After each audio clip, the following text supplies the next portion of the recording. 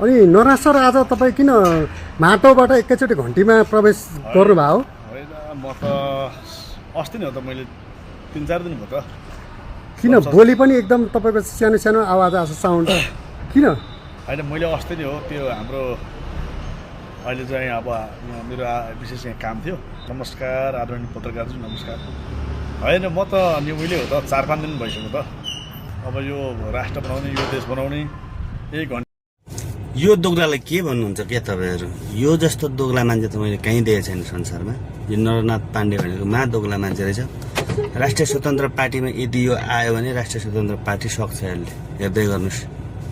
अहिले लागे यस्तो गर्छ, भरे बदनाम गरिदिन्छ राष्ट्रिय स्वतन्त्र पार्टीलाई। त्यही भएर राष्ट्रिय स्वतन्त्र पार्टीका समर्थक साथीहरू यसलाई के भन्नुहुन्छ कमेन्ट गर्नु होला। र माटो पार्टीका साथीहरू पनि यो दोग्लालाई के भन्नुहुन्छ कमेन्ट गर्नु होला है त।